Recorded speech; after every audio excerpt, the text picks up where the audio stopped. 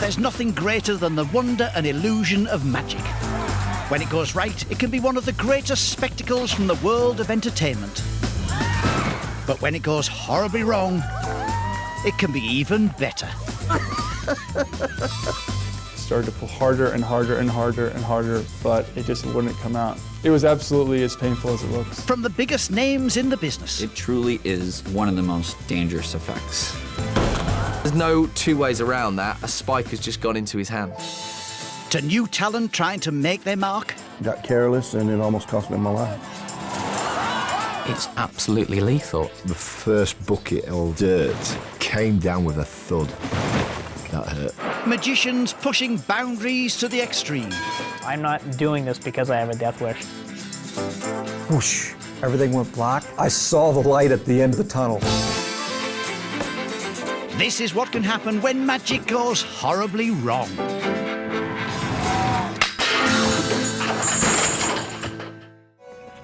Over to Norway for escapology on an epic scale. Lord Christian has been wowing audiences with death-defying escapes since his debut on Norway's Got Talent in 2012.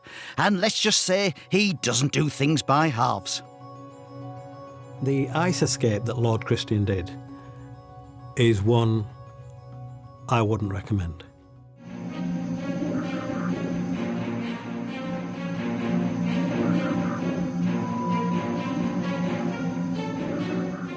I wanted to do something that was more extreme than I had done before.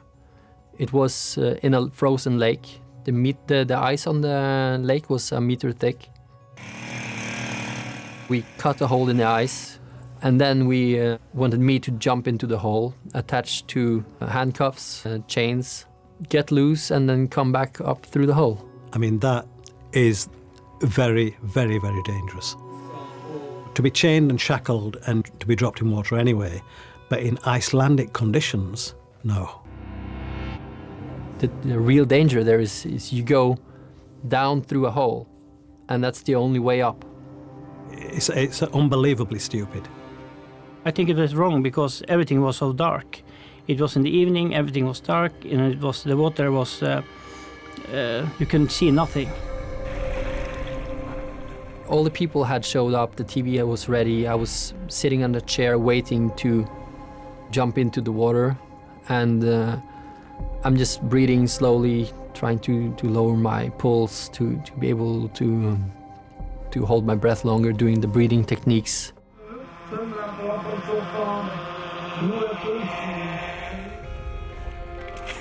And then I jumped in.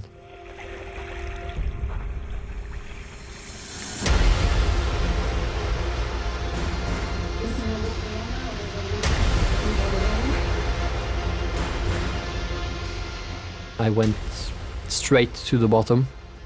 It took maybe 3 seconds or something because it was 8 meters deep there. And as this weight hit the bottom, it got pitch black because the mud was going up into the water, or particles. You could see nothing.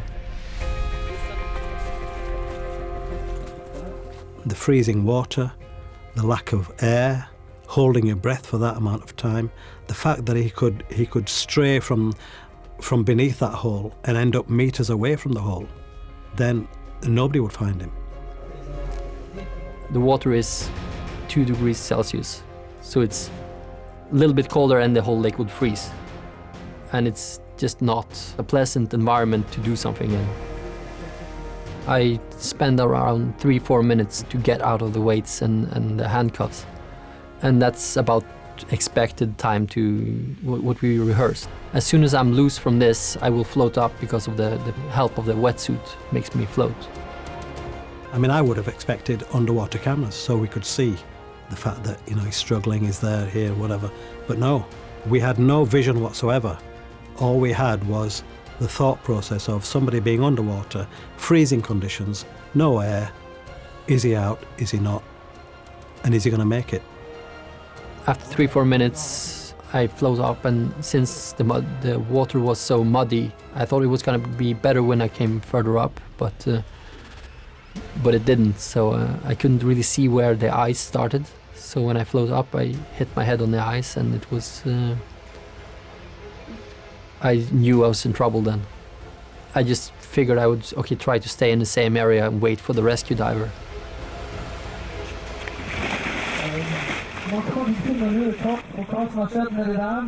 The rescue diver wasn't able to find me. I heard him diving, but I couldn't see him. So he could be a meter from me, and I just couldn't see him. When the ice freezes in the winter, it doesn't freeze totally flat. If it's wind, you get this kind of thing. So we did a lot of diving, and because of that diving, air accumulated underneath the ice in those pockets. I found an air pocket, and I was able to do some breathing in that air pocket and just wait for the mud to sink to the bottom again.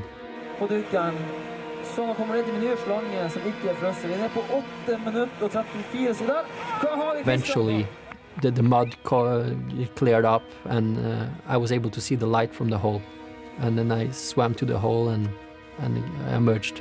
And that was after 8 minutes. I didn't even know I was hurt and bleeding from my head. As soon as I came up, I saw the red on the snow. I was like, oh. In this icy water, even though you're wearing a wetsuit, it's freezing. So I had to get some time to get to myself and get some heat back into the body before I was even able to speak to anyone. I would never do it, and I wouldn't have done it when I was in my late teens either, even though I was fearless then. That's something that you just do not attempt. It's a stunt I wouldn't recommend anyone else to try. It's really, really dangerous to do something like this.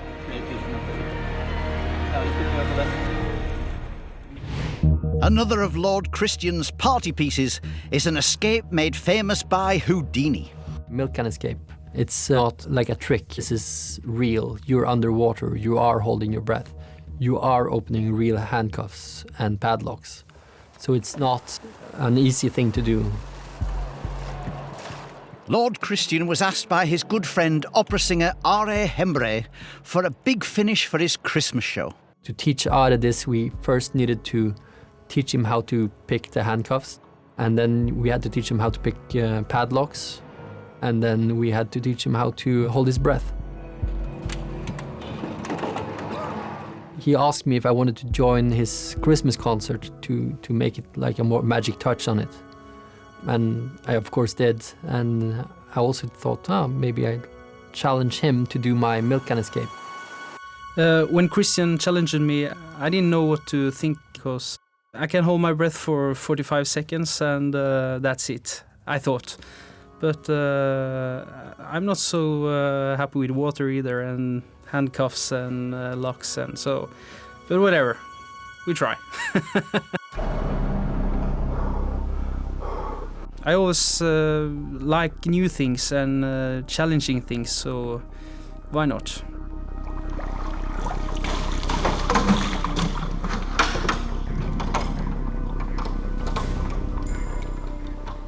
And he wanted all the locks on in the first rounds, which is crazy, but he wanted to try the whole thing. So I locked it up and he went in and he did well. The handcuffs came out.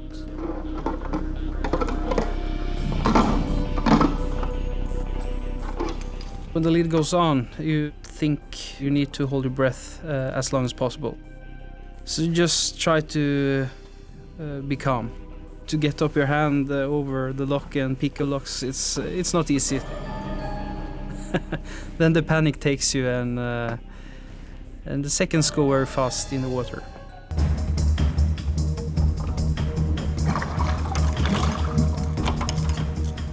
Suddenly I see a lot of bubbles on the water. I just knew I had to get him out as soon as possible.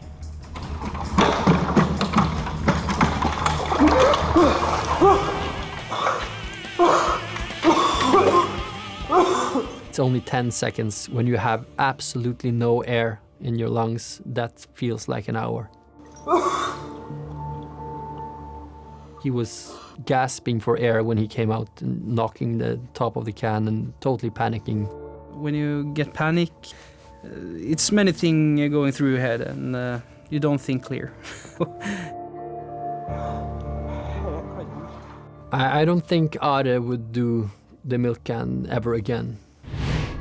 The daddy of dangerous stunts was the one and only Harry Houdini. The water torture cell escape was invented by Harry Houdini, and I think it was a way to try and transfer these river escapes into the theatre.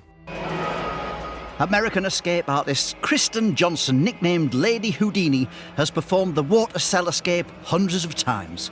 On the 16th of January 2009, at a half-time basketball game with an audience of 17,000 people, things didn't go quite as planned. We created a full view water torture cell, which enables the person to see the entire time I'm underwater. The real danger comes in with how long are you holding your breath, and can you pick the locks and the handcuffs in a shorter period of time than you can hold your breath. Now, when you're relaxed, you can hold your breath much longer than if you're exerting energy. When Kristen's in the tank and she's exerting energy, so the biggest thing is, can you pick the locks quicker than the breath you can hold?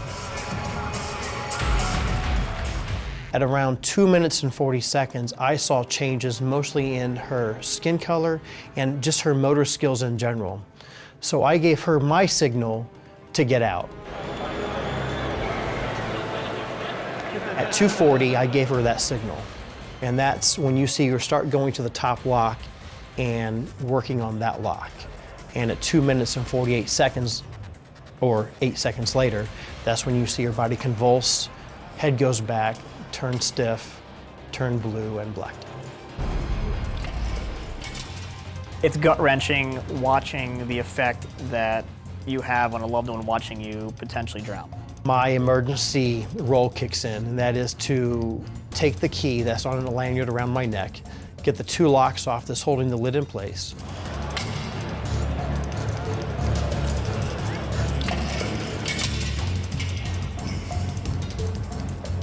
throw the lid to the ground, get to the top of the tank, and get her head above water. Fortunately, I had her out in about 9 seconds.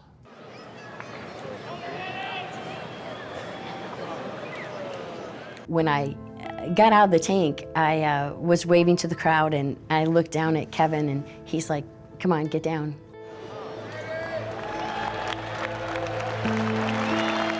Her still immediately afterwards waving like it was okay. You know, people would assume that it was fake because, oh, she just faked being passed out. Now, look, she's waving, she's fine. What do you mean? That was, no, it's like, no, unless you've passed out, you don't understand that. He was hustling me off to the locker room, and I thought he was acting so strange, and I turned to him and I said, "You had to get me out, didn't you?" And he said, "Yes." Grown-up magicians know only too well it can all go horribly wrong. But what about the kids? There's something beautiful about when kids want to try magic.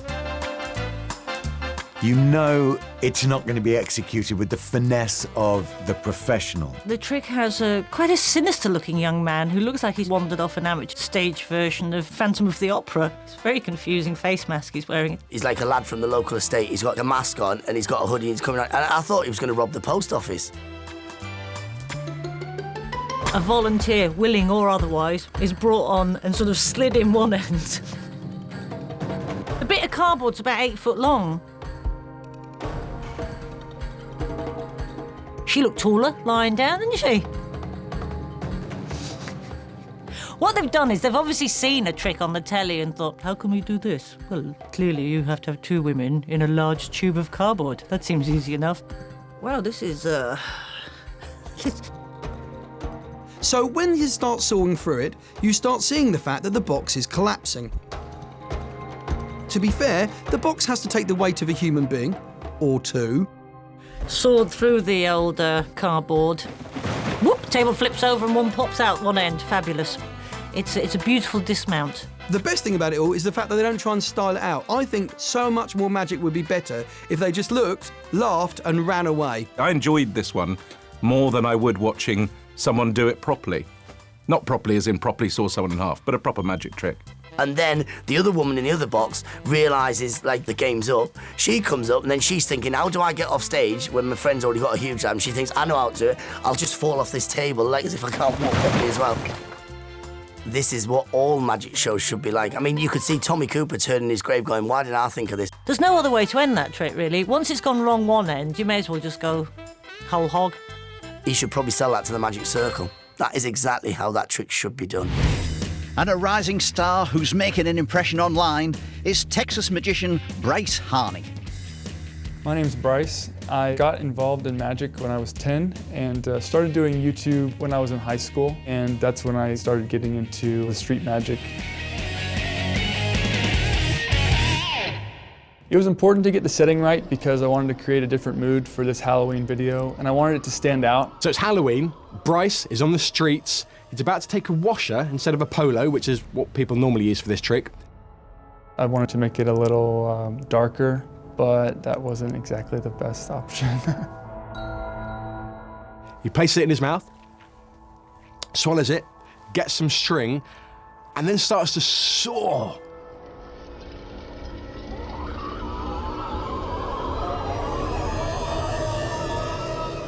And it gets to the stage where his neck is kind of contorted, it's all mushed up. And at this stage, it's where he's supposed to go bing and pull this washer out of his neck so it's onto the string. But unfortunately, he's still there. He's still struggling. He's still in a bit of pain.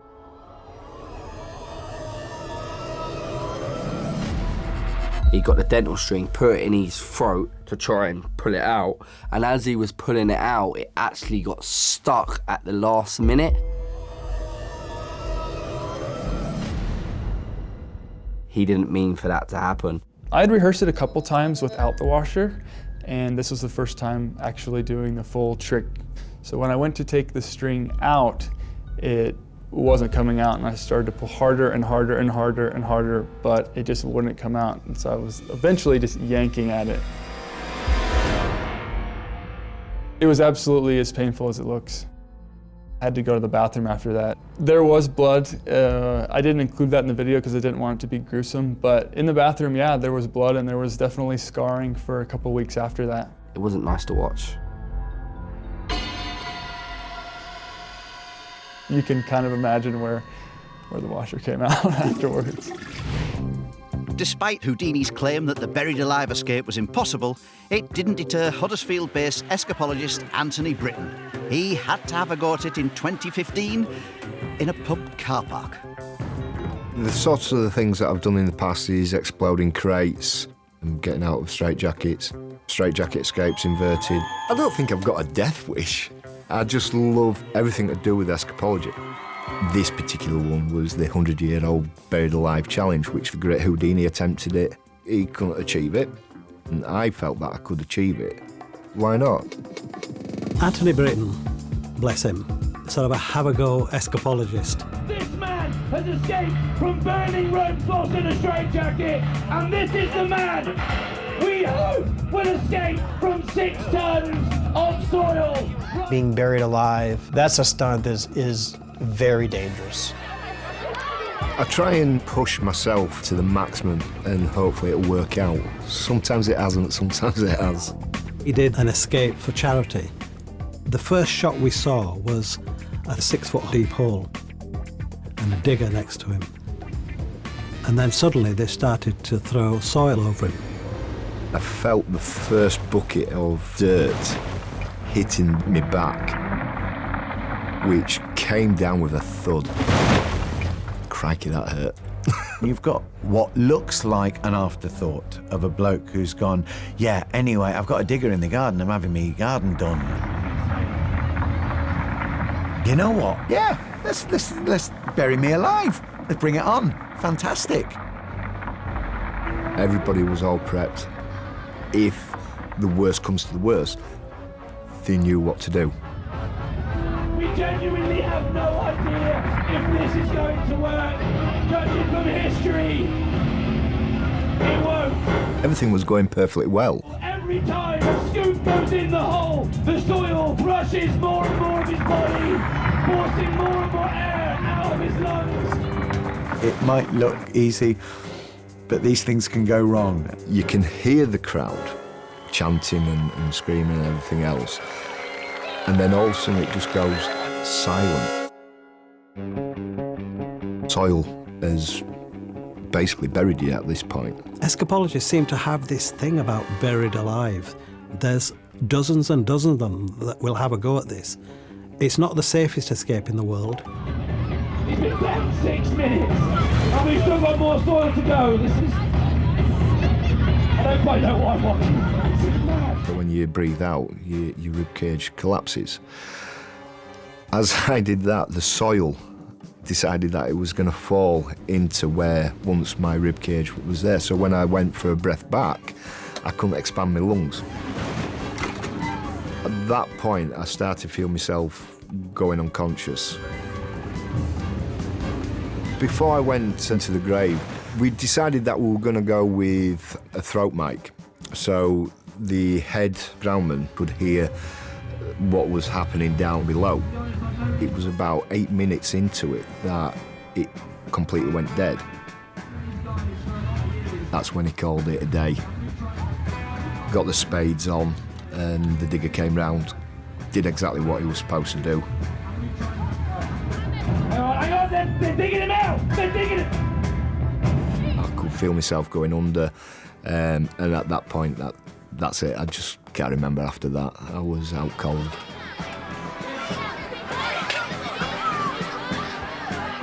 It's too dangerous.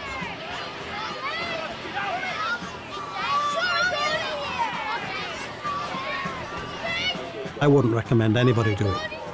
Oh my God, he's dead! He's dead! Oh my God! He's dead! Take this off the screen! Take this off the screen! It's lethal. Kids, if you're next to the ambulance, you need to move away from the ambulance. Most people do say, once you've been buried alive, that is the end, really. I've learnt by it. So I won't say it was a fail.